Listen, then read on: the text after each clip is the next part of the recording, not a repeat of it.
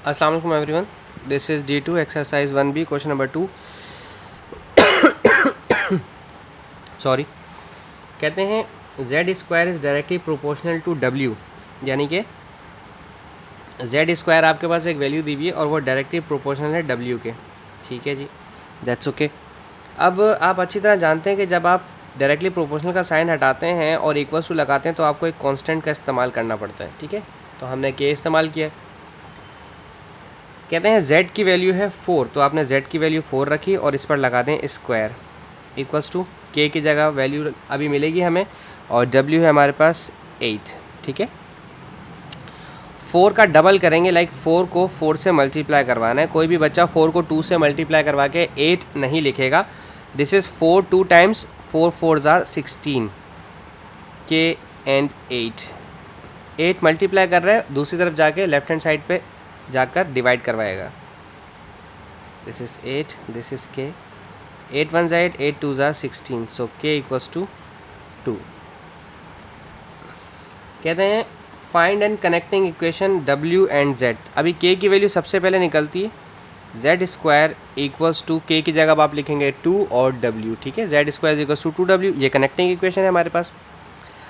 अब हमें कहते हैं find the value of z। अब हम पार्ट 2 की बात कर रहे हैं, अब हम पार्ट 2 में जा रहे हैं। कहते हैं find the value of z। अब पहले कनेक्टिंग इक्वेशन दोबारा लिखें, Z square equals to 2w। जो कनेक्टिंग इक्वेशन थी हमें दोबारा लिखनी है, जेड स्क्वायर मालूम करना है और w है 18, 2 multiply by 18, z square will remain as it is. 18 2s are 36 होता है, आपको पता है। और जेड स्क्वायर हम पिछली वीडियोस में भी बता चुके हैं और दोबारा बता देते हैं कि जब भी स्क्वायर हो तो उसे ख़त्म करने के लिए रूट लेते हैं। स्क्वायर हो, क्यूब रूट हो, क्यूब हो, 4 हो पावर, तो स्क्वायर है तो स्क्वायर रूट, क्यूब है तो क्यूब रूट, पावर 4 है तो वेरिएबल पे 4th रूट लिया जाता है। ठीक है, इससे फ़ायदा ये होता है कि यहाँ पर ये कैंसिल हो जाएगा और जब स्क्वायर रूट निकालेंगे तो दो आंसर आते हैं, एक प्लस का और एक माइनस का। 6 6 36, तो जेड का आंसर आपके पास प्लस में और माइनस में 6 आया। ये एक स्क्वायर रूट असल में 2 होते हैं ना, स्क्वायर का मतलब होता है 2 आंसर आ रहे हैं। ओके, नंबर 3 है हमारे पास,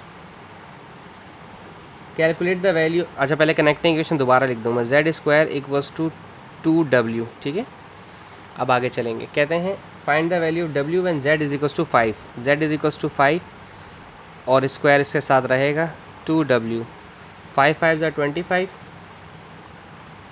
2w 2 मल्टीप्लाई कर रहे हैं, वहाँ जाकर डिवाइड करेगा, आई एम सॉरी। तो w का आंसर आ गया 12.5, दिस इज़ 12.5। ठीक है जी, सो ये तो हो गया। अब कहते हैं draw the graph of Z square against w। हम उसी पेपर को इस्तेमाल कर लेते हैं जो हमने अभी थोड़ी देर पहले इस्तेमाल किया था, हमें काफ़ी जगह है इसमें। अब जेड स्क्वायर अगेंस्ट w करना है, तो हम यहाँ पर लेते हैं जेड स्क्वायर के लिए वैल्यू।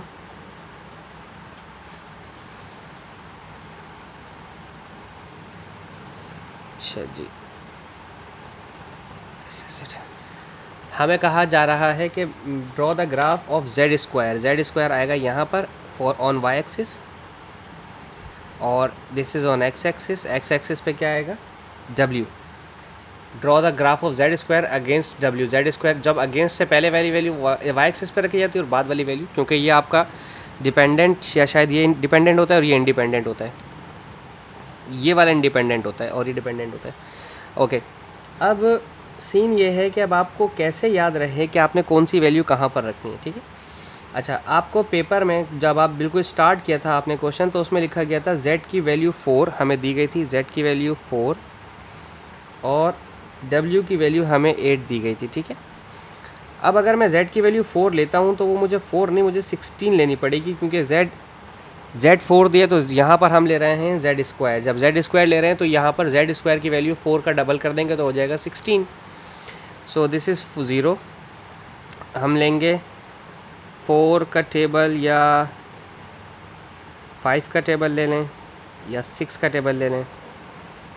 मैं काम कर लेता हूँ, मैं कोशिश कर रहा हूँ कि ऐसा नंबर ले लूँ जो इजीली आ जाए, आसान सा नंबर 4 ले लेते हैं यहाँ पर। 4 8 12 16, 4 8 12 16। ठीक है, 4 8 12 और 16, ठीक है। और यहाँ पर मैं ले रहा हूँ 2, 4, 6 और 8, ठीक है। अब अगर कनेक्टिंग इक्वेशन का देखा जाए तो हमारे पास कनेक्टिंग इक्वेशन थी z square is equals to k की जगह रखना था 2 और w, ठीक है।